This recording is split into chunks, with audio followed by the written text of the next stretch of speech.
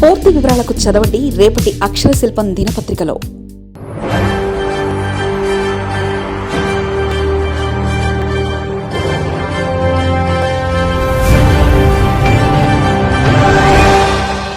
భారత్ మాతా key, Bharat మాతా key, Bharat మాతా key. అందరికీ స్వాతంత్ర దినోత్సవ శుభాకాంక్షలు. ఈరోజు దేశమంతా ఒక పండుగ. కులం లేదు, మతం లేదు, ప్రాంతం లేరు, అందరూ కలిసి జరుపుకున్న ఒకే ఒక పండుగ మన జెండా పండుగ. ఈరోజు దేశం మొత్తం జాతీయ జెండా గర్వంగా ఎగురుతుంది. ఆ జెండా మనందరికీ గుండె చొప్పు లాంటిది. జెండా పండుగ నాకు ఒక పర్సనల్ ఎమోషన్. ఇక్కడికి నేను వచ్చినప్పుడు పిల్లలు చూసిన తర్వాత నాకు కూడా నా స్కూల్ రోజులు గుర్తొచ్చినాయి. ఇండిపెండెన్స్ డే వస్తుందనగా స్కూల్లో హడావుడి ఉండేది. మేమందరం మిత్రులు కలిసి మా క్లాస్ రూమ్ని, స్కూల్ని బాగా అలంకరణ చేసేవాళ్ళం. స్కూల్లో పెట్టే కాంపిటీషన్ కోసం స్వాతంత్ర సమరయోధుల చరిత్రను ఏకంగా చదువుకుని ఆ కాంపిటీషన్లో కూడా మేమందరం పాల్గొనేవాళ్ళం. ఫైనల్గా ఎవరైనా గెస్ట్ వచ్చి మన జాతీయ జెండా ఎగిరేసినప్పుడు మా అందరికీ గూస్ బంప్స్ వచ్చేది.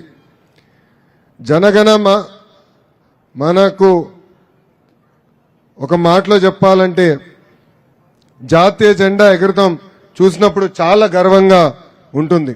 ఆ మూమెంట్ ఈరోజు మళ్ళీ నాకు గుర్తొచ్చింది. మన గౌరవ ప్రధాని నరేంద్ర మోడీ గారు ప్రతి ఇంటిపై జాతీయ జెండా ఎగిరేయాలని పిలిపించారు. ప్రతి ఇంటిపైనే కాదు, ఈరోజు ప్రతి భారతీయుడి గుండెల్లో జాతీయ జెండా ఎగురుతుంది. ఎంతో మంది వీరుల ప్రాణ త్యాగం మన స్వాతంత్రం. చేతిలో ఆయుధం లేకపోయినా అహింస మార్గంగా ఎంచుకుని స్వాతంత్రం సాధించింది మహాత్మా గాంధీ గారు. కత్తిబట్టి స్వాతంత్ర కోసం పోరాడిన వీర మహిళ రాణి ఝాన్సీ లక్ష్మీబాయి గారు. నాకు రక్తం ఇవ్వండి, మీకు స్వాతంత్రం ఇస్తానంటూ యువత దేశం కోసం పోరాడ చేసింది నేతాజీ సుభాష్ చంద్రబోస్ గారు.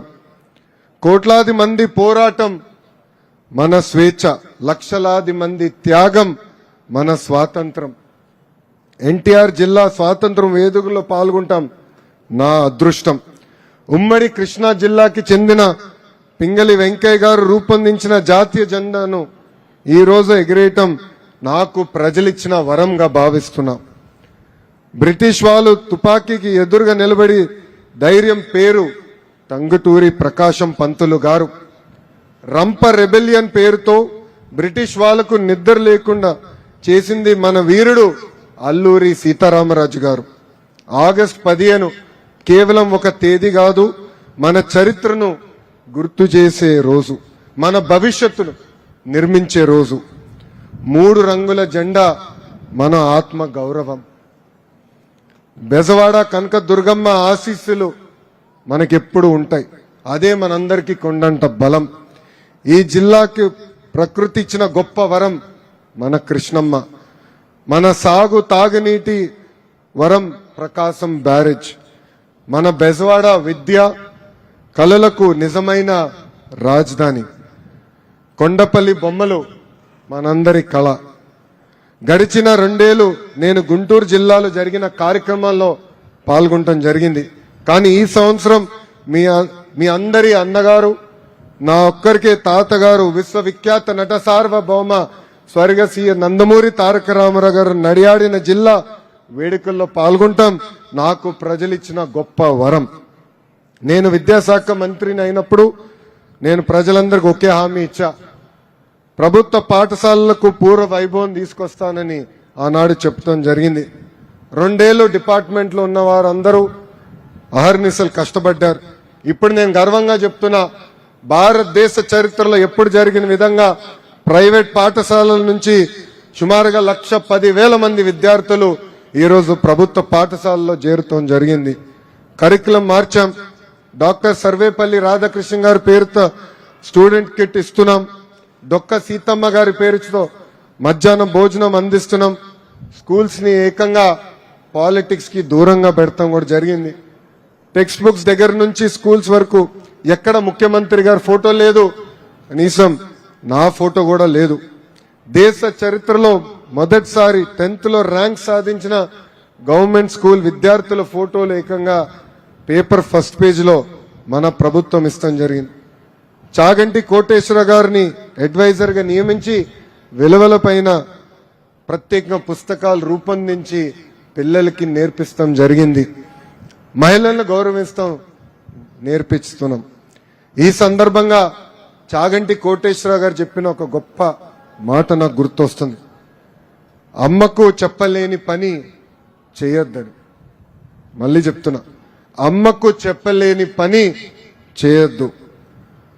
వినడానికి సింపుల్ గా ఉండొచ్చు కానీ చాలా పవర్ఫుల్ స్టేట్మెంట్ ఇది.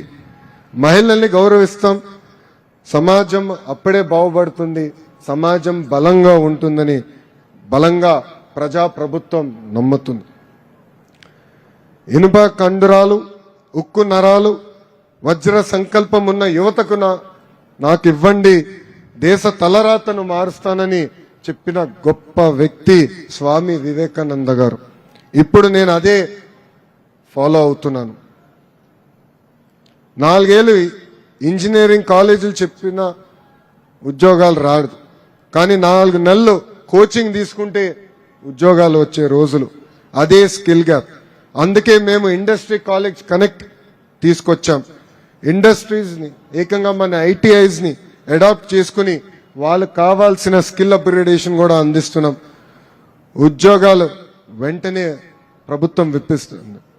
అలానే హైయర్ ఎడ్యుకేషన్ కూడా రీవ్యాంప్ చేస్తున్నాం, కరికులం మార్చుతున్నాం. ఎన్నో ఏళ్ళుగా లేని ప్రొఫెసర్ రిక్రూట్మెంట్ కూడా ప్రజా ప్రభుత్వం చేస్తుంది.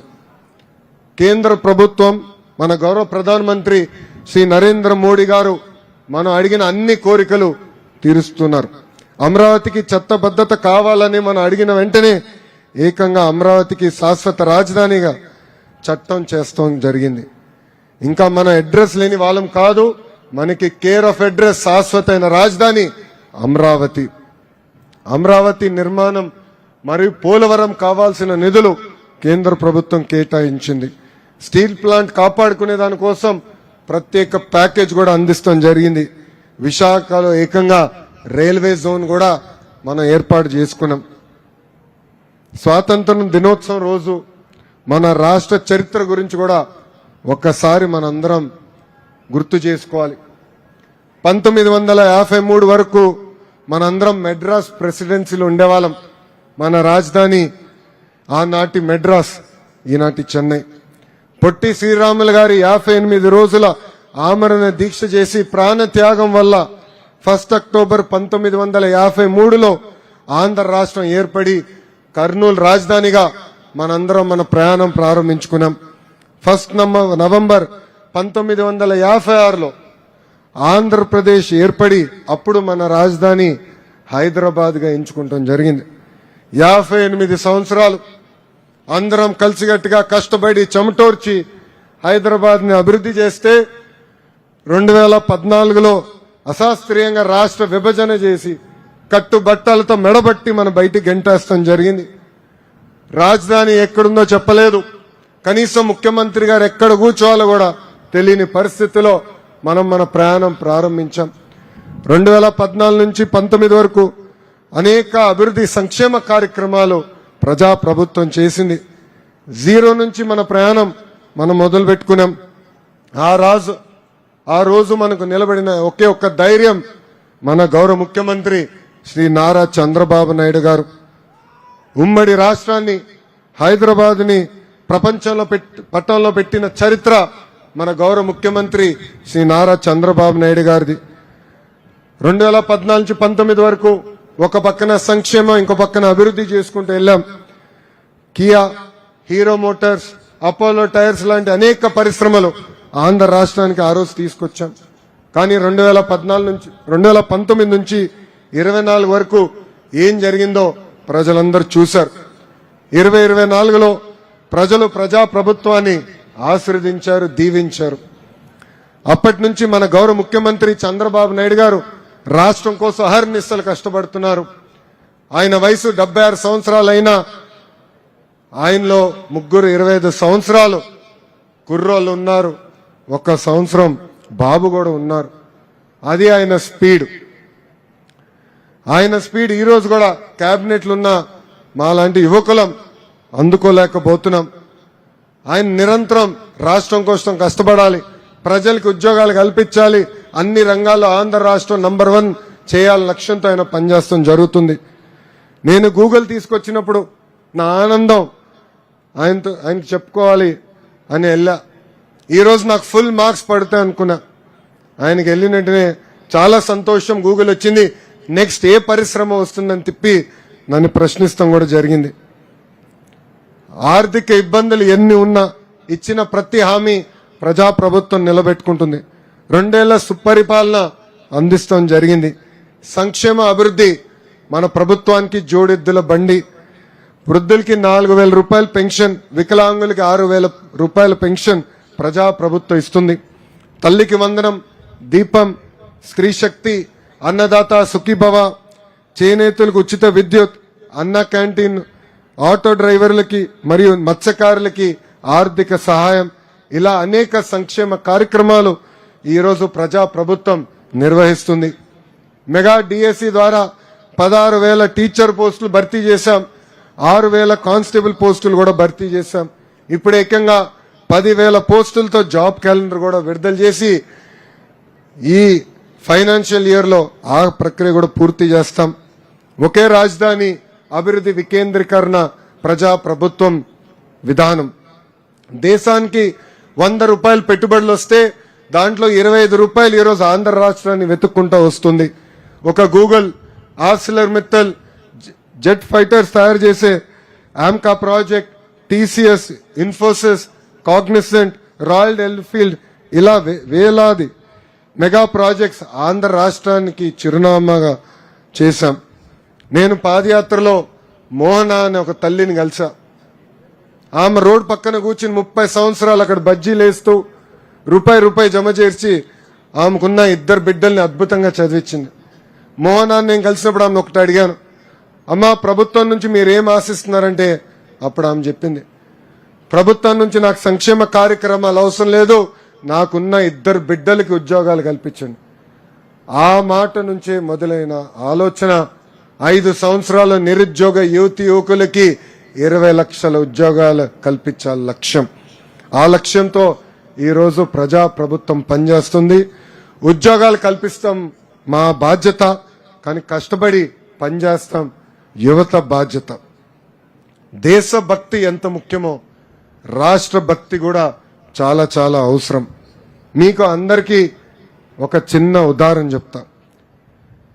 ఆగస్ట్ 9, 1965లో మలేషియా నుంచి సింగపూర్ విడిపోయింది. ఒక చిన్న మత్స్యకార దేశం ఆనాడు సింగపూర్. మన రాష్ట్రానికి ఉన్న న్యాచురల్ రిసోర్సెస్ కూడా సింగపూర్కి లేవు. కానీ ఒక్క నాయకుడు ఆ దేశ చరిత్ర మార్చేశాడు. ఆ నాయకుడే ఆనాటి ప్రధానమంత్రి లీ క్వాన్ యూ గారు. We will survive, we will build this country ourselves అని లీ క్వాన్ యూ గారు అన్నారు. ఆయన దేశ ప్రజలకి కొన్ని విషయాలు చెప్పారు. Stop blaming others, work harder, stay discipline, think long term, believe in your country, build together. అక్కడి నుంచి ప్రయాణం ప్రారంభిస్తే ఇప్పుడు ఇంత చిన్న రాష్ట్రమైన, చిన్న దేశమైన ఒక డెవలప్ దేశంగా తయారైంది. చిన్న దేశమైన ఏకంగా 20th లార్జెస్ట్ ఎకానమీగా వాళ్ళు తీర్చిదిద్దుకున్నారు. అలాంటి గొప్ప ఆలోచన ఉన్న నాయకత్వం ఈరోజు మన భారతదేశంలో ఆంధ్ర రాష్ట్రంలో ఉంది. కేంద్రంలో ప్రధాని నరేంద్ర మోడీ గారి నాయకత్వం, రాష్ట్రంలో గౌరవ ముఖ్యమంత్రి శ్రీ నరేంద్ర మోడీ గారి నాయకత్వం అహర్నిశలు మన కోసం అందిస్తున్నారు. ఒక చిన్న దేశం ఇంత అద్భుతాలు చేసినంటే మనం ఎంత సాధించుకోగలుగుతామో ఒక్కసారి ఇక్కడున్న యువకులు అందరూ ఆలోచించాల్సిన అవసరం ఉంది. ఇంకెంతకాలం మన పక్క రాష్ట్రాల వైపు చూస్తాం? ఇంకెన్నాళ్ళని ఉద్యోగాలు, ఉపాధి కోసం పక్క రాష్ట్రాల వైపు వెళ్తాం? నేను ఈరోజు ఎప్పుడన్నా హైదరాబాద్కి వెళ్ళినా ఒక చెన్నై బెంగళూరుకి వెళ్ళా, వాళ్ళ అభివృద్ధి చెందుతుందే నాలో ఆ అభివృద్ధి కసి పెంచుతుంది. కేవలం ఒక హైదరాబాద్, బెంగళూరు, చెన్నై కాదు, ఒక అమరావతి, ఒక విశాఖపట్నం, ఒక కర్నూలుని అంత అద్భుతంగా అభివృద్ధి చేయాలని నాలో కసి పెంచింది. మన ముఖ్యమంత్రి గారి విజన్ 2047కి $2.4 ట్రిలియన్ ఎకానమీ అవ్వాలని. ఈ రోజు నుంచి కులం లేదు, మతం లేదు, ప్రాంతం లేదు, మనందరం ఒక సంకల్పంతో పనిచేయాలి. మనలో కసి పెరగాలి. అన్ని రంగాల్లో ఆంధ్ర రాష్ట్రం నంబర్ 1 చేయాలి లక్ష్యంతో మనందరం కలిసికట్టుగా పని చేయాల్సిన అవసరం ఉంది. ఈరోజు ఈ జాతీయ జెండా సాక్షిగా మనందరం ఒక ప్రామిస్ చేద్దాం. నేను కులం, మతం, ప్రాంతం అతీతంగా రాష్ట్రాన్ని అభివృద్ధి చేస్తాం, రాష్ట్ర అభివృద్ధిలో భాగస్వామ్యం అవుతామని మనందరం ప్రతిజ్ఞ చేయాల్సిన అవసరం ఉంది. నా రాష్ట్రం అన్ని రంగాల్లో నంబర్ 1 అయ్యే వరకు ఒక కసితో, ఒక పట్టుదలతో పని చేస్తానని ప్రతిజ్ఞ చేయాలని ఇక్కడున్న పిల్లలందరికీ నేను పిలిపిస్తున్నా. చివరిగా స్వర్ణాంధ్ర విజన్ కి తగ్గట్టుగా ఎన్టీఆర్ జిల్లాని అన్ని రంగాల్లో ప్రజా ప్రభుత్వం అద్భుతంగా అభివృద్ధి చేస్తుంది.